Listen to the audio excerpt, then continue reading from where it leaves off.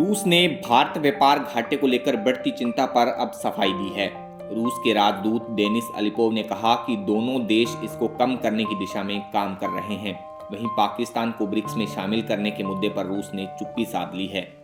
पूरी डेवलपमेंट क्या है इस वीडियो में समझते हैं, तो वीडियो को एंड तक जरूर देखिए और वीडियो को एक लाइक करके चैनल को सब्सक्राइब जरूर कर लें, क्योंकि इस प्रकार की नॉलेजेबल अपडेट्स आपको यहाँ पर मिलती रहती हैं। तो चलिए शुरू करते हैं। यूक्रेन युद्ध शुरू होने के बाद कई मुद्दों से जूझ रहे भारत और रूस दोनों ही अपने सभी विवाद दूर करने में जुटे हुए हैं। भारत में रूस के राजदूत डेनिस अलिपोव ने कहा है कि रूस और भारत दोनों व्यापार में घाटा, पेमेंट में आ रही दिक्कतें और बीमा से जुड़े मामलों को सुलझाने पर काम कर रहा है। इससे पहले रूस के दौरे पर गए भारतीय विदेश मंत्री ने रूसी राष्ट्रपति व्लादिमीर पुतिन से इस पूरे मामले को उठाया था।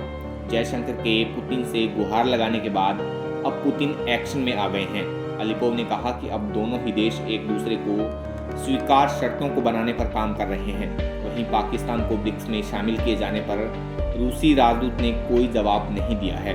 भारत और चीन के बीच विवाद पर रूसी राजदूत ने कहा, हम आशा करते हैं भारत और चीन दोनों ही महान सभ्यताएं हैं जिनके अंदर राजनीतिक सूझबूझ है। ये दोनों ही देश सीमा विवाद पर आगे बढ़ने और संवेदनशील हितों पर आपसी सम्मान पर आधारित द्विपक्षीय रिश्तों को रास्ता हासिल कर लेंगे। बता दें कि भारत और चीन दोनों के बीच पिछले करीब 3.5 साल से पूर्वी लद्दाख में तनाव अपने चरम पर है। यही नहीं, गलवान हिंसा में दोनों ही देशों के कई सैनिकों की जान चली गई।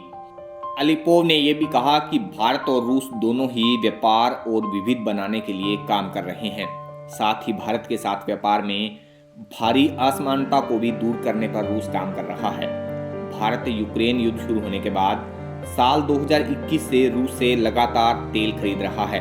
एक तरफ जहां रूस का निर्यात भारत को कई गुना बढ़ गया है, वहीं भारत से रूस को निर्यात में कोई खास बढ़ोतरी नहीं हुई है। अलिपोव ने कहा कि हमारा इरादा इस व्यापार घाटे को कम करना है। रूसी राजदूत ने भारत के व्यापारियों को न्योता दिया है कि रूस के बाजार का लाभ उठाएं, जहां खूब संभावनाएं हैं। उन्होंने कहा कि चुनौतीपूर्ण स्थितियों के बाद भी भारत और रूस के बीच रिश्ते अच्छे बने हुए हैं। आपसी हित और विश्वास पर आधारित ये रिश्ते आगे भी बढ़ते रहेंगे, इनमें कोई भी संदेह नहीं है।